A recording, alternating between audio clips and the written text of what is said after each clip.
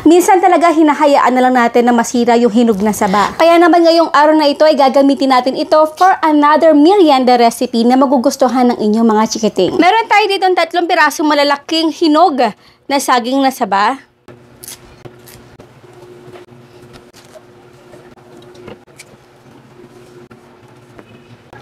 At i-mash lang natin ito.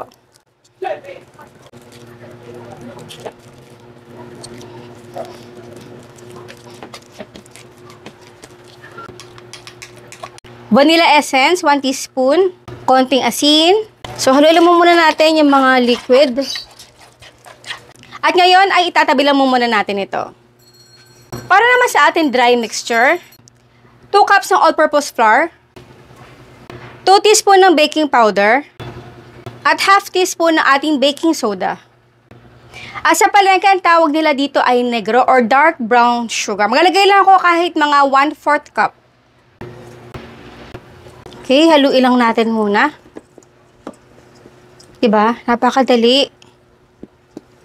Next, kalahati lang muna natin ilagay dito yung ating dry mixture at haluin natin. Kapag naging ganito kalapot, syempre hindi nakakayanin ng ating kutsara. Kaya naman, ay sandali lang, may nakalimutan tayong isa pang ingredient. Ayan, maglalagay tayo dito ng cinnamon powder, mga 1/4 to half teaspoon. Konti lang guys, kasi matapang yung lasa ng cinnamon. At kapag ganito ng kalapot, super lapot na talaga, ilalagay ko na rito yung ating dry ingredients. Again, 1/4 lang nito. O konti-konti lang.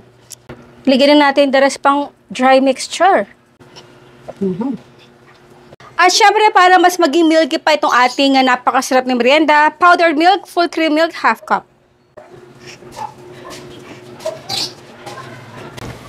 At kapag naging ganito na kalapot yung ating mixture, pagpahingahin lang muna natin ito at lagyan ito ng takip habang nagpapainit tayo ng ating mantika.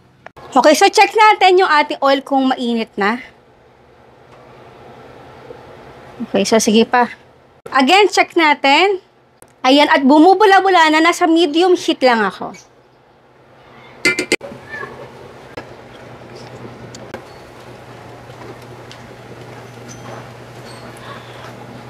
Yung iba naluluto na, ay tanggalin na natin.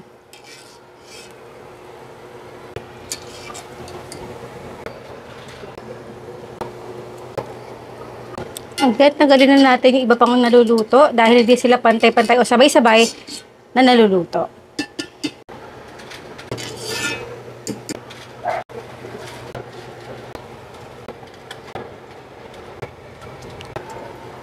Siyempre, bubudbaran natin ito ng powdered milk.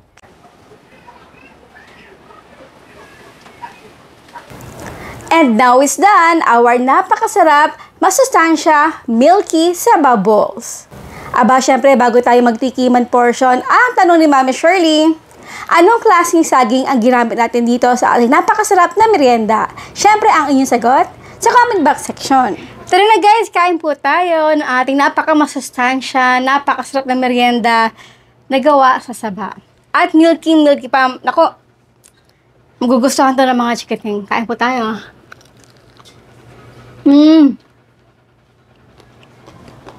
Ako. Para silang umiinom ng gatas. Ang sarap. Diba? So yun po guys, maraming po salamat sa lahat ng ating outro. Keep safe, be healthy, and be happy. Bye!